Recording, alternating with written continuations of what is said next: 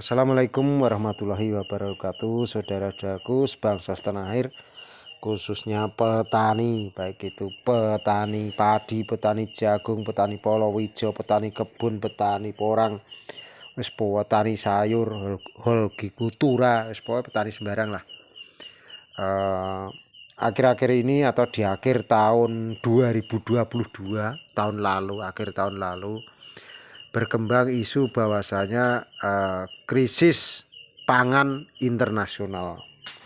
Jadi krisis pangan tidak hanya terjadi di Indonesia saja, tetapi global, seluruh berkembang isu bahwasanya krisis pangan dunia. Jadi arep larang pangan lur, arep peceklek, jadi pangan ki kurang, intinya seperti itu. Itu ramai ketika konferensi G20 di Bali akhir tahun kemarin. Dan kita sebagai petani sebenarnya Indonesia ki gemah ripah loh jinawi. Jadi ora kurang pangan, ora kurang sandang, ora kurang pangan. Itu kalau kita bisa memanfaatkan lahan-lahan agraris yang ada di Indonesia. Karena di Indonesia ini juga banyak lahan tidur. TKM muni lur. Jadi lahan tidur banyak sekali di Indonesia, terutama di luar Jawa. Itu kalau dikembangkan bisa menjadi lahan-lahan pertanian. Begitu juga yang sudah tertanami misalnya di Pulau Jawa yang memang sudah banyak tanaman, bisa memanfaatkan tumpang sari dengan tanaman-tanaman yang lain. Tetapi untuk saat sekarang ini di awal tahun 2023 Januari ini, kita untuk mendapatkan pupuk saja entah itu sulit, entah itu dipersulit. Pupuk itu yang non subsidi itu harganya mahal, tidak terjangkau. Dan pupuk yang subsidi itu ribet, harus pakai RDKK, harus pakai fotokopi KTP. Itu kalau padahal itu beli, dan itu pun stoknya terbatas atau dijatah gitu. Jadi untuk kebutuhan pupuk amat sangat kurang, atau bisa dijadikan kita ini semakin sulit untuk menjadi petani. Padahal pabrik-pabrik pupuk itu ya masih jalan. Masih jalan terus kayak petrokimia yang ada di Jawa Timur. Kita nggak bicara yang jauh lah.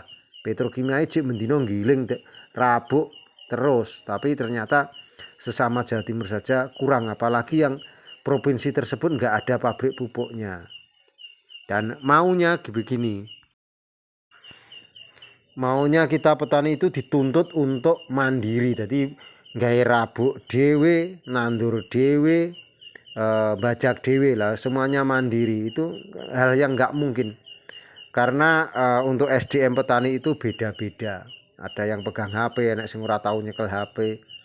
Ada memang, apakah kita harus bikin pupuk POC sendiri semua? Apakah kita harus membuat insektisida sendiri, herbisida sendiri, atau kita harus bikin pupuk organik padat sendiri? Itu kan hal-hal yang nggak mungkin, karena SDM dan ketersediaan di alam itu beda-beda. Dan termasuk kultur tanah di Indonesia ini kan beda-beda. Ada yang pH-nya memang sudah subur, ada yang pH-nya kurang sehat atau tidak subur, ada juga yang tingkat keasamannya tinggi. Bahkan juga banyak lahan pasang surut di Indonesia. Itu untuk akhir-akhir ini, terutama di tahun 2023 Januari ini, amat sangat bagi petani itu amat sangat sulit.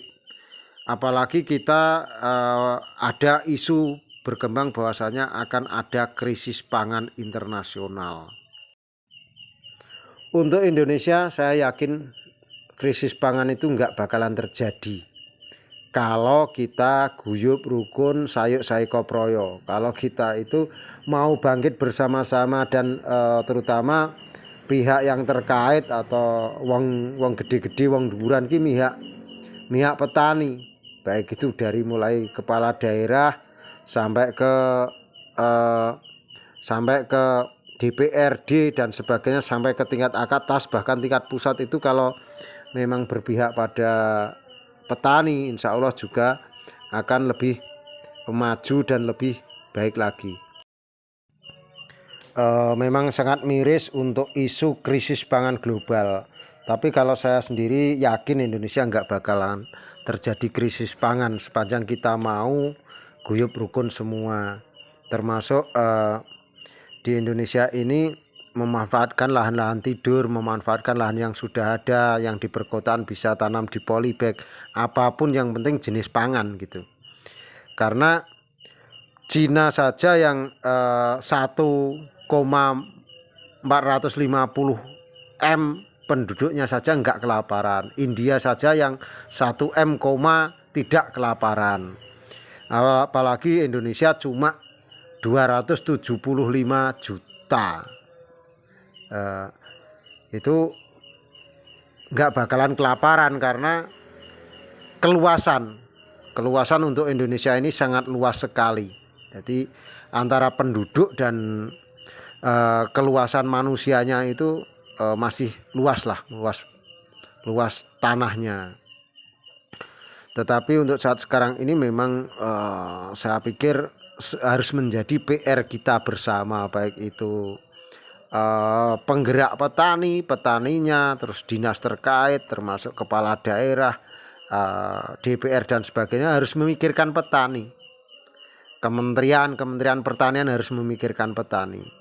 Jadi harus berpihak petani, tidak berpihak pada dikte dari PBB misalnya, dikte dari yang berkepentingan atau kapitalis, yang mana seperti zaman dulu produksi pupuk mendominasi Indonesia. Untuk saat sekarang Indonesia pupuknya saja dulu di sistem paket. Jadi pupuk itu beli harus 4 karung, 2 organik, 1 urea, 1 NPK. Padahal kebutuhan petani kan nggak segitu. Itu kita kan dipaksa untuk membeli sesuatu yang tidak kita butuhkan. Padahal petani itu lebih tahu kebutuhan untuk lahannya itu butuh unsur N atau butuh unsur ZA atau butuh unsur NPK ataupun fosfor dan sebagainya. Petani lebih tahu, dan kita jangan dipaksakan untuk membeli sesuatu yang bukan kita butuhkan seperti itu. Ayo dulur tani, kita lebih cerdas dan lebih giat lagi, lebih bersemangat untuk bertani, dan kritik kami untuk yang terkait, pikirkanlah petani, karena petani tanpa dukungan dari pihak-pihak terkait tetap nggak bisa apa-apa. Petani itu bebas, petani itu cerdas. Wassalamualaikum warahmatullahi wabarakatuh. Suwun.